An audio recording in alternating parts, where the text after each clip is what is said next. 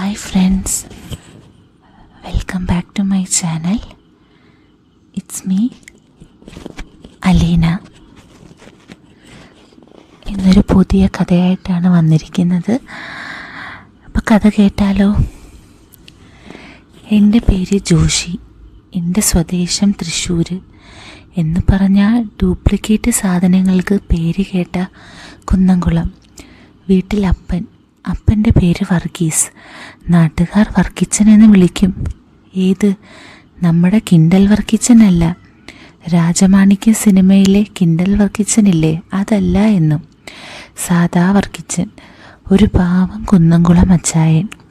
പിന്നെ എൻ്റെ അമ്മച്ചി റോസ്മേരി എന്നാണ് പേര്. നാട്ടുകാരും ബന്ധുക്കാരും റോസിക്കുട്ടിയെ എന്നാണ് വിളിക്കാറുള്ളത്. പക്ഷേ എങ്കിലും ഞാൻ അമ്മച്ചിയുടെ പള്ളിയിലെ പേരായ ഏലിക്കുട്ടി എന്നാണ് വിളിക്കുന്നത്. പിന്നെ ഒരു പെങ്ങളുണ്ട്, ഒരു തലതെറിച്ച പെങ്ങൾ, പേര് ജിസി. ചിന്നു എന്ന് ഞങ്ങൾ വിളിക്കും. ഞാൻ പഠിക്കാൻ ആവറേജ് ആയിരുന്നത് കൊണ്ട് തന്നെ അത്രയ്ക്ക് നല്ല പേര് എനിക്ക് വീട്ടിലുണ്ടായിരുന്നില്ല. വളരെ ചുരുക്കം സുഹൃത്തുക്കൾ മാത്രം ഉണ്ടായിരുന്നതുകൊണ്ട് എല്ലാവർക്കും എന്നെ അറിയാമായിരുന്നു. അപ്പൻ കുറച്ച് പാർട്ടി പ്രവർത്തനമൊക്കെയുള്ള ആളാണ്. നല്ല പേരും പെരുമയുമുള്ള തറവാടായിരുന്നു അമ്മയ്ക്ക്. അപ്പനെ കണ്ട് പ്രേമിച്ച് പോന്നതാണ് നായരായ എൻ്റെ അമ്മ. അതുകൊണ്ട് തന്നെ വീട്ടിൽ നിന്നും പുറത്തായിരുന്നു കുറേ നാളുകൾ. എൻ്റെ പെങ്ങൾ ജിസി 10ാം ക്ലാസ്സിൽ പഠിക്കുന്നു. അപ്പൻ്റെ കൃഷി നോക്കുന്നതാണ് നല്ലതെന്ന് തിരിച്ചറിഞ്ഞ അപ്പൻ എന്നെ കാർഷിക വിദ്യാഭ്യാസം നേടാനാണ് പഠിപ്പിച്ചത്. കാരണം കൃഷിഭൂമി അത്രയ്ക്കുണ്ടായിരുന്നു. അതിൽ കൃഷിയും പശു, കോഴി, താറാവ്. എൻ്റെ വീട്ടിൽ പച്ചക്കറികൾ പുറത്തുനിന്ന് വാങ്ങുന്നതും അരി വാങ്ങുന്നതും ഒന്നും ഓർമ്മയിലില്ല. അമ്മയും അപ്പനും കൂടെ നന്നായി അധ്വാനിച്ചിരുന്നത് കൊണ്ട് മാതൃകാ കൃഷിക്കാരായി അവർ നാട്ടിൽ വിലസി എന്നതാണ് സത്യം. അങ്ങനെ ഇരിക്കുമ്പോഴാണ് ഞങ്ങളുടെ വീടിനടുത്തുള്ള സ്കൂളിൽ ഒരു ടീച്ചർ വരുന്നത്. അവർക്ക് താമസിക്കാൻ വീട് വേണമെന്ന് പറഞ്ഞുകൊണ്ട് വീടിനടുത്തുള്ള അച്യുതൻ മാഷ് അച്ഛനെ സമീപിക്കുന്നത്. ഞങ്ങളുടെ തറവാട് വീട് ഒഴിഞ്ഞു കിടക്കുന്നതാണ് പുള്ളിയുടെ ലക്ഷ്യം എന്ന് തിരിച്ചറിഞ്ഞ അമ്മ ഉടനെ അച്ഛനെ അകത്തേക്ക് വിളിച്ചു. വെറുതെ കിടന്ന് ചിതലരിക്കുന്നതിനേക്കാൾ നല്ലത് ആരെങ്കിലും താമസിച്ചു ക്ലീൻ ചെയ്തുകൊണ്ട് പോകുന്നതാണ്. അങ്ങനെ ആ സംഭവം എന്നെയും സന്തോഷപ്പെടുത്തി. കാരണം ഞായറാഴ്ച എൻ്റെ പണിയായിരുന്നു അത് ക്ലീൻ ചെയ്യുന്നത്. പിന്നെ ടീച്ചറാകുമ്പോൾ നമുക്ക് പാലും പച്ചക്കറിയും വിൽക്കാമെന്ന ബിസിനസ് ബുദ്ധി എൻ്റെ കാന്താരി അനിയത്തിക്ക് ഓടി. അവളാണ് കണക്കുകളെല്ലാം നോക്കുന്നത്. 5 പൈസ കുറഞ്ഞാൽ അവൾ ആ വീട് തലകീഴായി വെക്കുമെന്നറിയുന്നത് കൊണ്ട് ഞങ്ങളുടെ വീട്ടിൽ കണക്കുകൾ കൃത്യമായിരുന്നു. അങ്ങനെ ഞങ്ങളുടെ ചെറിയ സ്കൂളിലെ എന്നെ പഠിപ്പിച്ചിരുന്ന ശാന്ത ടീച്ചർ പിരിഞ്ഞു പോകുന്നതിന് വിളിച്ച മീറ്റിങ്ങിൽ ഞങ്ങൾ എല്ലാവരും പങ്കെടുത്തു. അന്ന് തന്നെ മറ്റേ ടീച്ചർ വരുമെന്ന് പറഞ്ഞിരുന്നെങ്കിലും അവർ വന്നില്ല. എന്തായാലും ആ ഞായറാഴ്ച വീട് ക്ലീൻ ചെയ്തിട്ടു. ഒരു 40 വയസ്സുള്ള ടീച്ചർ വരുമെന്ന് പ്രതീക്ഷിച്ച എൻ്റെ എല്ലാ ചിന്തകളും തകിടം മറിച്ചുകൊണ്ട് ഇടുക്കിക്കാരിയായ നീന ടീച്ചറും ഭർത്താവും അമ്മയും കുട്ടിയും ആയി വൈകിട്ട് എൻ്റെ വീട്ടിലേക്ക് അച്യുതൻ മാഷ് കൂട്ടിക്കൊണ്ടു വന്നു.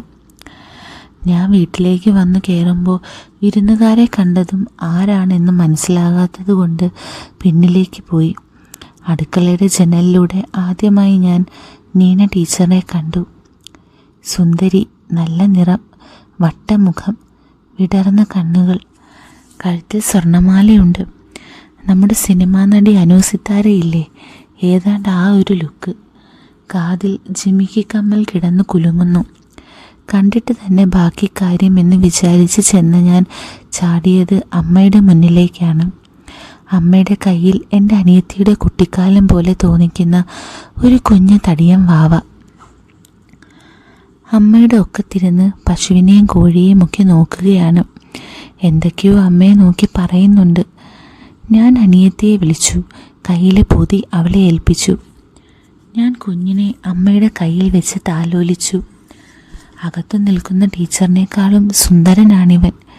വലിയ കണ്ണുകളും തടിച്ച കവിളുകളും തല നിറയെ മുടിയുമായി സുന്ദരൻ. കുറച്ചു നേരത്തിന് ശേഷം അമ്മ കുട്ടിയെ എൻ്റെ കയ്യിലേക്ക് തന്നിട്ട് അകത്തേക്ക് കയറാൻ പറഞ്ഞു. അപ്പോഴേക്കും അനിയത്തി ചായ ഉണ്ടാക്കി ടേബിളിൽ വെച്ചിരുന്നു. ഞാൻ കൊണ്ടുവന്നതും വീട്ടിലുണ്ടായ പഴവും എല്ലാം എടുത്ത് അവൾ അടുക്കളയിൽ നിന്ന് വരുമ്പോഴാണ് നീന ടീച്ചർ കൂടെ വന്നത്. സാരി ഉടുത്ത് ഒരു 5 അടി 2 ഇഞ്ച് ഉയരമുള്ള ഒരു സുന്ദരി ടീച്ചർ. കുഞ്ഞുവാവയുടെ പേര് സച്ചൂട്ടൻ എന്നാണ്. വാവ പാലുകൂടി നിർത്താത്ത വാവയാണ്. അപ്പൻ വിളിച്ചപ്പോൾ ടീച്ചറും അവരുടെ കൂടെ ചായ കുടിക്കാൻ ചെന്നിരുന്നു. അപ്പോഴാണ് ഞാൻ നീന ടീച്ചറെ ഒന്നുകൂടി ശ്രദ്ധിക്കുന്നത്. സാരി ടീച്ചറിന് നന്നായി ചേരുന്നുണ്ട്. ടീച്ചറെ കണ്ടതും അവൻ എൻ്റെ കയ്യിൽ നിന്ന് അങ്ങോട്ട് പോകാൻ ചിണുങ്ങി. ടീച്ചറിന് കുട്ടിയെ കൊടുക്കുന്നതിന് മുൻപേ കുറുമ്പൻ വാവ എൻ്റെ കയ്യിൽ നിന്ന് ടീച്ചറുടെ ദേഹത്തോട്ട് ചാടിക്കേറി. അവൻ ടീച്ചറിൻ്റെ മടിയിലിരുന്നതും അപ്പച്ചൻ എന്നെ എല്ലാവർക്കുമായി പരിചയപ്പെടുത്തി. ഇടുക്കിയിലായതുകൊണ്ടാകണം അപ്പനും ടീച്ചറിൻ്റെ ഭർത്താവ് ദാസേട്ടനും കൂടുതൽ സംസാരിച്ചത് കൃഷിയെപ്പറ്റിയായിരുന്നു. ഞാൻ അപ്പോഴൊക്കെ ടീച്ചറിൻ്റെ കയ്യിലിരിക്കുന്ന കുഞ്ഞ് എന്താ പറയുന്നത് എന്ന് ശ്രദ്ധിക്കുകയായിരുന്നു. അങ്ങനെ അവൻ്റെ ചിണങ്ങൾ കണ്ടപ്പോൾ അവരുടെ അമ്മ പാല് കുടിക്കാൻ വേണ്ടി ആയിരിക്കുമെന്ന് പറഞ്ഞു. അപ്പോഴാണ് എനിക്ക് ടീച്ചറിനോട് കൂടുതൽ ഇഷ്ടം തോന്നിയത്. വാവയ്ക്ക് പാല് കൊടുക്കേണ്ടത് കൊണ്ട് ഞങ്ങൾ അവിടുന്ന് മാറി. അന്ന് രാത്രി മുതൽ അവർ ഞങ്ങളുടെ വീട്ടിൽ താമസമായി. ഞങ്ങൾക്ക് നല്ല അയൽക്കാരും.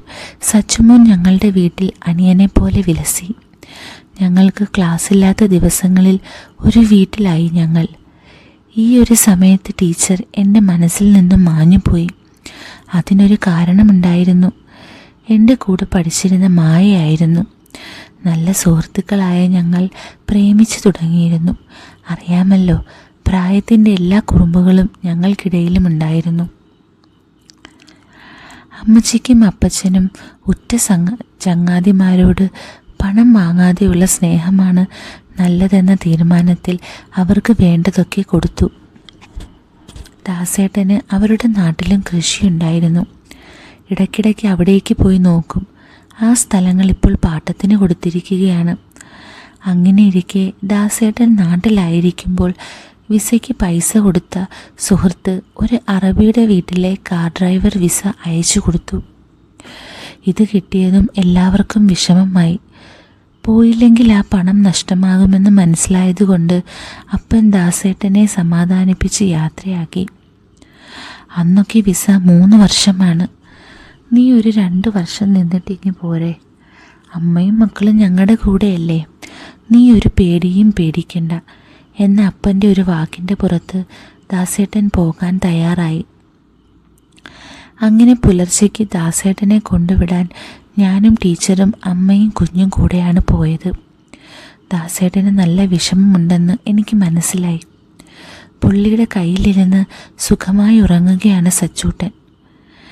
നീന ടീച്ചർക്ക് വിഷമമുണ്ടെങ്കിലും അതൊന്നും പുറത്ത് കാണിക്കാതിരിക്കുകയാണ്.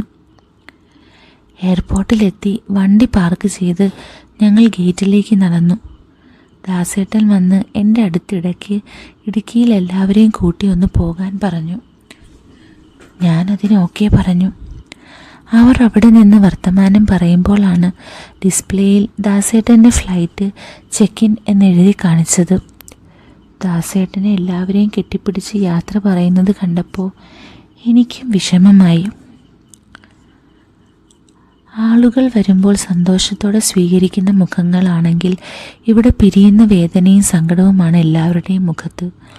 ദാസേട്ടനെ സ്ഥിരമായി പോകുന്ന ഒരാളുടെ കൂടെ പരിചയപ്പെടുത്തി പുള്ളിയുടെ നമ്പറും വാങ്ങി. ദാസേട്ടന് ബോർഡിംഗ് പാസ് കിട്ടി. ഇമിഗ്രേഷൻ ചെക്കിങ് കൂടെ കഴിഞ്ഞപ്പോൾ ഞങ്ങൾ എയർപോർട്ടിൽ നിന്നിറങ്ങി. അതോടെ സകല നിയന്ത്രണങ്ങളും വിട്ട് കരഞ്ഞുപോയി ടീച്ചർ. ടീച്ചറുടെ കയ്യിലുണ്ടായിരുന്ന കുട്ടിയെ വാങ്ങി ഞാൻ അമ്മയെ ഏൽപ്പിച്ചു. ടീച്ചറിനെ താങ്ങി പിടിച്ചുകൊണ്ട് കാറിനടുത്തേക്ക് നടന്നു. അപ്പോഴും ടീച്ചർ തേങ്ങുന്നുണ്ടായിരുന്നു. സമാധാനിപ്പിച്ചുകൊണ്ട് ഞാൻ അവരെ 2 പേരെയും പിറകിലെ സീറ്റിലിരുത്തി. പോകുന്ന വഴിക്ക് ഭക്ഷണം വാങ്ങിച്ചു കഴിച്ചു. ഉറങ്ങിയിരുന്ന കുട്ടി ഉണരുന്നത് നോക്കി ഇരിപ്പാണമ്മ. ടീച്ചർ കരഞ്ഞു തളർന്ന് സീറ്റിലിരിക്കുന്നു. ഇതൊന്നും എനിക്ക് പരിചയമില്ലാത്തത് കൊണ്ട് ഞാൻ കൂടുതൽ സംസാരിക്കാൻ പോയില്ല. അവരെ വീട്ടിലാക്കി ഞാൻ വീട്ടിലേക്ക് വന്നു. അമ്മയും അപ്പനും കൂടെ അങ്ങോട്ട് പോയി.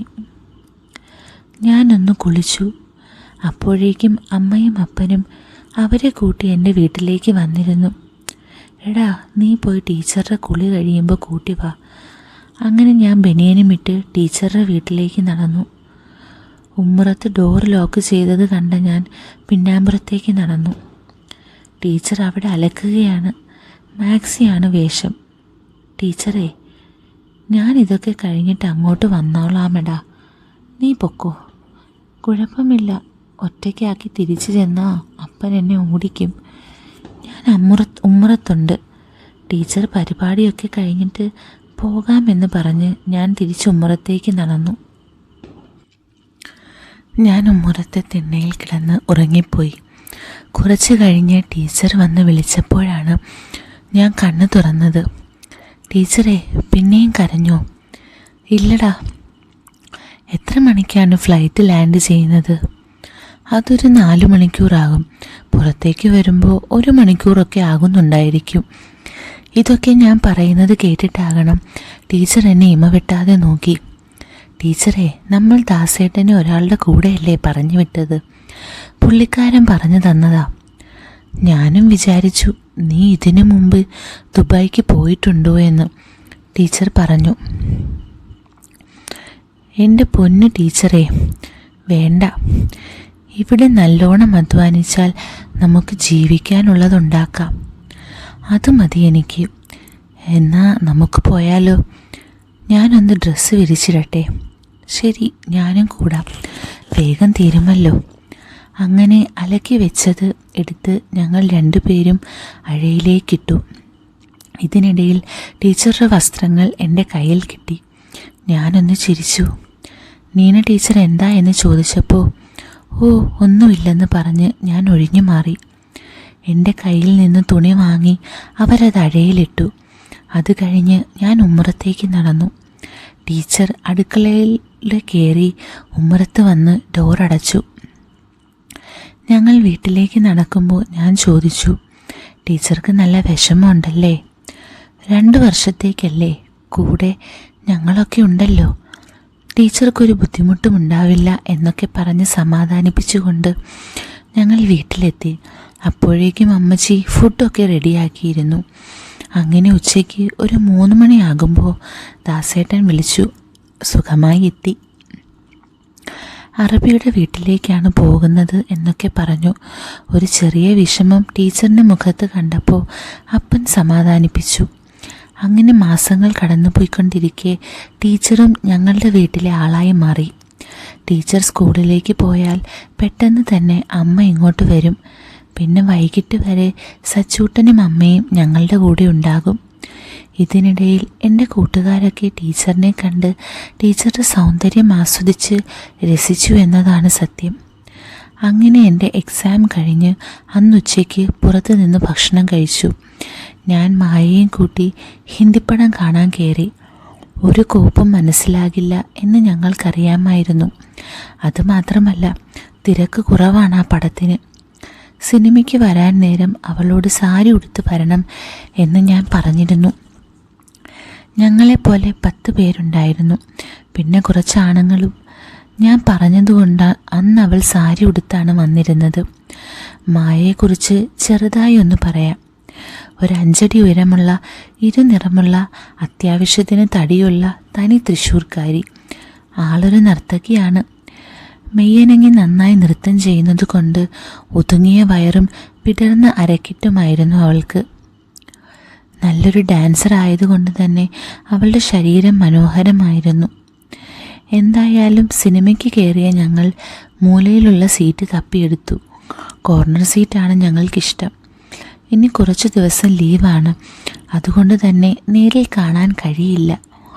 അങ്ങനെ സിനിമ തുടങ്ങി. തിയേറ്ററിൽ പരിചയക്കാർ ആരുമില്ലെന്നതും ഞങ്ങളുടെ സീറ്റിനടുത്ത് ആരുമില്ലെന്നുള്ളതും എനിക്ക് കൂടുതൽ ധൈര്യം നൽകി. സിനിമ ഇൻ്റർവെൽ ആകാൻ പോകുന്നെന്ന് മനസ്സിലായ അവളും ഞാനും കസേരയിൽ ചാരി കിടന്നു. ഇൻ്റർവെൽ ആയതും അവൾ എന്നോട് ഐസ്ക്രീം വേണമെന്ന് പറഞ്ഞു. ഞാൻ അത് പോയി വാങ്ങി തിരിച്ചു വന്നു.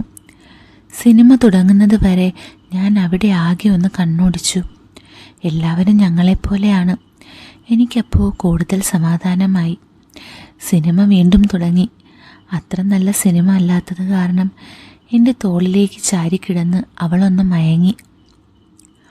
ഞങ്ങളെപ്പോലെ ആ സിനിമ ആസ്വദിച്ച ആരും കാണില്ല എന്ന നിലയിലാണ് തിയേറ്ററിൽ നിന്നും പുറത്തേക്കിറങ്ങിയത്. അവളെ ബസ് കയറ്റി വിട്ട ശേഷമാണ് ഞാൻ വീട്ടിലേക്ക് പോയത്. വീട്ടിലെത്തിയ ഞാൻ കുളിക്കാൻ കയറി. ദിവസങ്ങൾ കടന്നു പോയിക്കൊണ്ടിരിക്കുമ്പോഴാണ് എനിക്ക് മായയുടെ ഫോൺ വരുന്നത്. എനിക്ക് നിന്നോടൊരു കാര്യം പറയാനുണ്ട്. അതിന് നീ എന്ത് മറുപടി പറഞ്ഞാലും ഞാൻ അതേപോലെ ചെയ്യാം. അവൾ എന്നെ ഞെട്ടിക്കുന്ന ആ സത്യം വിളിച്ചു പറഞ്ഞു. അവളുടെ കല്യാണം ഉറപ്പിച്ചു. പയ്യൻ ഫ്രാൻസിലാണ്. അവൾ എതിർത്ത് നോക്കി. ആരും കേൾക്കുന്നില്ല. എല്ലാവർക്കും അവനെയും അവൻ്റെ വീട്ടുകാരെയും ഇഷ്ടമായി. ഞാൻ എന്ത് ചെയ്യണം എന്ന് ചോദിച്ചതും ഞാൻ ഉമ്മറത്ത് തന്നെ തളർന്നിരുന്നു. എൻ്റെ കണ്ണുകൾ നിറഞ്ഞൊഴുകുന്നുണ്ടായിരുന്നു. എനിക്ക് സംസാരിക്കാൻ പോലും കഴിയാത്ത അവസ്ഥയായി. ഇത് കണ്ടുകൊണ്ടാണ് അപ്പൻ അങ്ങോട്ട് കയറി വന്നത്. കാര്യങ്ങൾ കേട്ടതും അപ്പൻ അവരുടെ വീട്ടിലേക്ക് വിളിച്ച് അവളുടെ അച്ഛനോട് സംസാരിച്ചു. അതിനുശേഷം എന്നെയും കൂട്ടി നേരെ പോയത് അവളുടെ അച്ഛൻ്റെ അടുത്തേക്കാണ്. പുള്ളിയും 2 അനിയന്മാരുമാണ് അവിടെ ഉണ്ടായിരുന്നത്. അവർ ഞങ്ങളെയും കൂട്ടി നേരെ പോയത് അവളുടെ വീട്ടിലേക്കാണ്. അവിടെ കല്യാണ ഒരുക്കങ്ങൾ തുടങ്ങിയിരുന്നു. വളരെ മാന്യമായാണ് അവർ ഞങ്ങളോട് സംസാരിച്ചത്. അവരുടെ ചോദ്യങ്ങൾക്ക് മുന്നിൽ എൻ്റെ അപ്പനും ഉത്തരം മുട്ടി. ജോലിയില്ലാത്ത ഒരാൾക്ക് നിങ്ങളുടെ മകളെ കെട്ടിച്ചു കൊടുക്കുമോ, അതോ നല്ല സാലറിയും സ്റ്റാറ്റസുമുള്ള ആൾക്ക് മോളെ കെട്ടിച്ചു കൊടുക്കുമോ? അവരോട് കാത്തിരിക്കാമെങ്കിൽ അവന് പഠിപ്പ് കഴിഞ്ഞ വഴിക്ക് ജോലിയാക്കി കൊടുക്കാമെന്ന് വരെ പറഞ്ഞു. പക്ഷെ അവർ വഴങ്ങിയില്ല.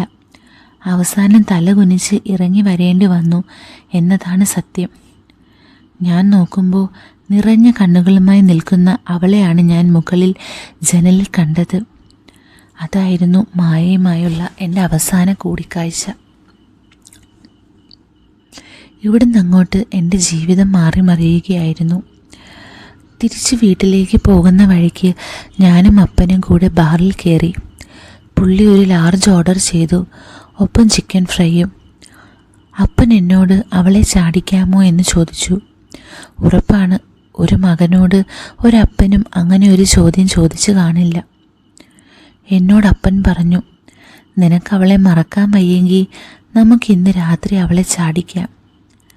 അങ്ങനെ ഞാൻ അവളോട് അവസാനമായി സംസാരിക്കാൻ വേണ്ടി ഒന്നും കൂടെ ഫോൺ വിളിച്ചുവെങ്കിലും അവളുടെ ഫോൺ സ്വിച്ച്ഡ് ഓഫ് ആയിരുന്നു. അതോടെ ആ പ്രതീക്ഷയും പോയി കിട്ടി.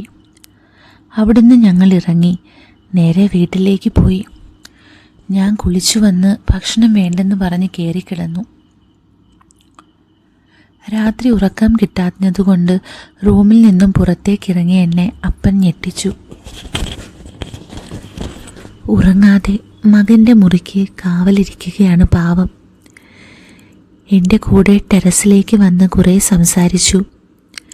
അപ്പനെ കെട്ടിപ്പിടിച്ച് ഞാൻ കുറേ കരഞ്ഞു. അമ്മയും അനിയത്തിയും ഇതൊന്നും അറിയില്ല, അവർ അറിയണ്ട എന്ന് അപ്പൻ പറഞ്ഞതുകൊണ്ട് തന്നെ മറച്ചു വെച്ചു. പിറ്റേ ദിവസം രാവിലെ ഞാൻ എണീറ്റ് പശുവിനെയും കോഴിയെയും താറാവിനെല്ലാം ഭക്ഷണവും കൊടുത്ത് കുളിച്ചു. ഉറക്കമില്ലാത്ത രാത്രികളാണ് മായ എനിക്ക് സമ്മാനിച്ചത്. അതുകൊണ്ട് തന്നെ വീട്ടിൽ നിന്ന് പുറത്തേക്ക് ഇറങ്ങാതെ ആയ എന്നെ അപ്പൻ 2-3 ദിവസം കഴിഞ്ഞപ്പോൾ കൂട്ടി ടൗണിലേക്ക് പോയി. എന്നെ സന്തോഷിപ്പിക്കാൻ അപ്പൻ എന്തൊക്കെയോ ചെയ്യുന്നുണ്ട്. അങ്ങനെ ദിവസങ്ങൾ കടന്നുപോയി. ഒരു ഞായർ ഉച്ചയ്ക്ക് വീട്ടിൽ വെച്ച് ബീഫ് കൊണ്ട് ഞാൻ ടീച്ചറുടെ വീട്ടിലേക്ക് കയറി ചെന്നു. സച്ചുക്കുട്ടന് പാല് കൊടുത്തുകൊണ്ടിരുന്ന ടീച്ചർ എന്നെ കണ്ടതും സാരിത്തലപ്പ് നീക്കി. ടീച്ചർ ഡിസ്കംഫേർട്ട് ആയ പോലെ എനിക്ക് തോന്നി. വാവ് പാല് കുടിക്കട്ടെ എന്ന് കരുതി ഞാൻ മാറി. ടീച്ചറുടെ അമ്മ അടുക്കളയിൽ എന്തോ പരിപാടിയിലായിരുന്നു. ഞാൻ അടുക്കളയിൽ കൊണ്ട് തിരിച്ചു വരുമ്പോഴാണ് ടീച്ചറുടെ ഫോൺ ബെല്ലടിക്കുന്നത്. അത് ഞാൻ എടുത്തു. ടീച്ചറുടെ അടുത്തേക്ക് നടന്നു. ദാസേട്ടനാണ് എന്ന് പറഞ്ഞ് ഫോൺ കൊടുത്തപ്പോൾ ടീച്ചർ ഫോൺ വാങ്ങാൻ കൈനീട്ടി. ആകെയുള്ള ലൈൻ പൊട്ടി നിൽക്കുന്ന ഒരുത്തനല്ലേ ശേഷം ഇടപഴകുന്ന ഒരു അന്യ സ്ത്രീ എന്ന് പറയുന്നത് ടീച്ചറാണ്. പിന്നെ അങ്ങോട്ടാണ് പതിയെ പതിയെ ടീച്ചറെ പറ്റി ഞാൻ ആലോചിച്ച് തുടങ്ങുന്നത്. ദാസേട്ടൻ ഗൾഫിലല്ലേ? ടീച്ചറും അക്കരെ പച്ച നിൽക്കുന്ന മാടത്ത. സുന്ദരിയായ ടീച്ചർ പതിയെ പതിയെ എൻ്റെ മനസ്സിലേക്ക് കയറി വന്നു. അന്നു മുതലാണ് ഞാൻ ടീച്ചറുടെ സൗന്ദര്യം ആസ്വദിക്കാൻ തുടങ്ങുന്നത്. അങ്ങനെ ഇരിക്കെയാണ് ടീച്ചറുടെ അടുത്ത് എൻ്റെ അപ്പൻ മായയുടെ കഥ പറയുന്നത്. അതിനൊരു കാരണവും ഉണ്ടായിരുന്നു. ടീച്ചർ എൻ്റെ വേഷവും കോലവും കണ്ടിട്ട് എപ്പോഴും വൃത്തിയായി നടക്കാൻ പറഞ്ഞിരുന്നു. കാരണമുണ്ട്. ഉള്ളിൽ പ്രേമനൈരാശ്യമുള്ളതുകൊണ്ട് താടിയൊക്കെ വളർത്തിയാണ് നടപ്പ്. ഷേവൊന്നുമില്ല. മുടിയൊക്കെ അങ്ങനെ വെട്ടാറില്ല. ടീച്ചറുടെ ഉപദേശം ഞാൻ ചിരിച്ചു തള്ളിയിരുന്നു എന്നല്ലാതെ ഒന്നും പറയാതെ ഒഴിഞ്ഞു മാറിക്കൊണ്ടേയിരുന്നു. അത് കേട്ട് വന്നപ്പോഴാണ് അപ്പൻ ടീച്ചറോട് മായയുടെ കാര്യം പറയുന്നത്. ഞാനും ടീച്ചറും ഇടയ്ക്കിടയ്ക്ക് മായയുടെ കാര്യങ്ങൾ സംസാരിച്ചു. എൻ്റെ മനസ്സിലേക്ക് മായ മാറി നീന ആവുകയായിരുന്നു. അതിനുശേഷം ടീച്ചർ എൻ്റെ അടുത്ത് കുറച്ചുകൂടി അടുത്ത് പെരുമാറി തുടങ്ങിയത്. അങ്ങനെ ഇരിക്കെയാണ് ടീച്ചറുടെ സ്കൂളിൽ യുവജനോത്സവം വരുന്നത്. അന്ന് മുഴുനീളെ എൻ്റെ ഹെൽപ്പ് സ്കൂളിൽ വേണമെന്ന് പറഞ്ഞു ടീച്ചർ. പക്ഷേ 2 ദിവസം മുന്നേ സ്റ്റേജ് അറേഞ്ച് ചെയ്യാനൊക്കെ വേണ്ടി ടീച്ചറും ഞാനും ഒന്നിച്ചായിരുന്നു. ഞങ്ങൾ ടൗണിൽ പോയി ട്രോഫികൾ വാങ്ങി സർട്ടിഫിക്കറ്റ് പ്രിൻ്റ് ചെയ്തു വാങ്ങി കൊണ്ടുവരാനും ഞാനും ടീച്ചറും ഒന്നിച്ചായിരുന്നു പോയി വന്നത്. പലപ്പോഴും ഒരുമിച്ചുള്ള ഈ ഇടപഴകലും മറ്റും എനിക്ക് ടീച്ചറോടുള്ള മനോഭാവത്തിലും കൂടുതൽ മാറ്റങ്ങൾ വന്നുവെന്നതാണ് സത്യം. അങ്ങനെ ഞാനും ടീച്ചറും കൂടെ രാവിലെ തന്നെ ബൈക്കിൽ സ്കൂളിലേക്ക് പോയി. പ്രതീക്ഷിച്ച പോലെ പരിപാടികൾ നേരത്തെ ആരംഭിക്കാൻ കഴിഞ്ഞില്ല. അങ്ങനെ അല്പം വൈകി പരിപാടികൾ തുടങ്ങി. ടീച്ചറാണ് അനൗൺസ് ചെയ്യുന്നത്. എന്ത് മനോഹരമായിട്ടാണ് ടീച്ചർ സംസാരിക്കുന്നത്. കുട്ടികൾക്ക് നല്ല പ്രോത്സാഹനവും കൊടുക്കുന്നു. അതുകൊണ്ട് തന്നെ മക്കളുടെ പരിപാടികൾ കാണാൻ വന്ന എല്ലാവരും കൂടെ പരിപാടികൾ നന്നായി നടന്നുപോയി. ടീച്ചർ അനൗൺസ് ചെയ്യുക മാത്രമല്ല നന്നായി പാടുകയും ചെയ്തു. പാട്ട് പാടാൻ കഴിവുള്ള ടീച്ചറിൻ്റെ ശബ്ദത്തിന് എന്തൊരു മാധുര്യമാണ്. കാണാൻ അതിസുന്ദരിയായ നന്നായി പാട്ട് പാടാൻ കഴിവുള്ള നീന ടീച്ചർ. പ്രസംഗിക്കുമ്പോൾ സംസാരിക്കുന്ന ടീച്ചറെ കാണാൻ വേറൊരു ഭംഗിയാണ്. മായ നല്ലൊരു നർത്തകി, നീന ടീച്ചർ നല്ലൊരു ഗായിക. രണ്ടും കലാകാരികൾ.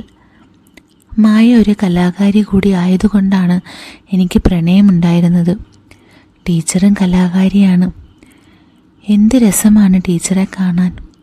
കണ്ട് കണ്ട് എനിക്ക് ടീച്ചറോട് പ്രണയമോ അങ്ങനെയുള്ള പല ചിന്തകളും വന്നു. ഇതൊന്നും അറിയാതെ എന്നെ നോക്കി ഇടയ്ക്ക് ടീച്ചർ ചിരിച്ചു. ആ ചിരി എൻ്റെ ചങ്കിലേക്ക് തുളഞ്ഞു കയറിയതുപോലെ. ഞാൻ ടീച്ചറിനെ നോക്കിയും ചിരിച്ചു. ഇടയ്ക്കൊരിടവേളയ്ക്ക് ടീച്ചർ വീട്ടിലേക്ക് പോകണമെന്ന് പറഞ്ഞു. സച്ചുമോന് പാൽ കൊടുക്കാനാണ് എന്നെനിക്കറിയാവുന്നതുകൊണ്ട് ഞാൻ വേഗം കൊണ്ടുവിട്ടു. പിന്നെ ഞാനും അപ്പനും കൂടെ തിരിച്ചു വന്നു. പിന്നീട് അപ്പൻ ബൈക്കുമായി പോയി ടീച്ചറിനെ കൊണ്ടുവന്നാക്കി. കീ എനിക്ക് കൊണ്ടുവന്ന് തന്നു. പരിപാടികളും സമ്മാനം കൊടുക്കലും എല്ലാം കഴിഞ്ഞ് ഞങ്ങളും ടീച്ചർമാരും ഇറങ്ങുമ്പോൾ സമയം 8 മണിയായിരുന്നു. ഞങ്ങൾ തിരിച്ചു വരുമ്പോൾ ടീച്ചർ എന്നോട് പരിപാടിയെപ്പറ്റിയും എൻ്റെ സഹകരണത്തെ പറ്റിയും എല്ലാം പറഞ്ഞു. എന്തായാലും അന്ന് ഞാൻ ടീച്ചറെ വീട്ടിൽ കൊണ്ടു ചെന്നാക്കുമ്പോൾ അവിടെ ആരും ഉണ്ടായിരുന്നില്ല. അമ്മയും സച്ചൂട്ടനും വീട്ടിലാണെന്ന് കണ്ടപ്പോൾ ടീച്ചർ നീ പോയിട്ട് ഇങ്ങോട്ട് കൊണ്ടുവന്നാൽ മതിയടാ. വെളിച്ചം കുറവായതുകൊണ്ട് ഞാൻ ഇറങ്ങി ചെന്ന് വാതിൽ തുറന്നത്. ടീച്ചർ അകത്ത് കയറി ലൈറ്റ് ഇട്ടതും കറണ്ട് പോയി. ഞാൻ മൊബൈലിലെ വെളിച്ചത്തിൽ അടുക്കളയിൽ പോയി തീപ്പെട്ടി എടുത്തു വന്നു. മെഴുകുതിരി തിരയുന്ന എൻ്റെ അടുത്തേക്ക് ടീച്ചർ വന്നു. മെഴുകുതിരി നീട്ടി. ഞാൻ തീപ്പെട്ടി ഉരസി കത്തിച്ചു. പെട്ടെന്ന് ആ വെളിച്ചത്തിൽ തെളിഞ്ഞ ടീച്ചറുടെ രൂപം കണ്ട് ഞാൻ ഞെട്ടി.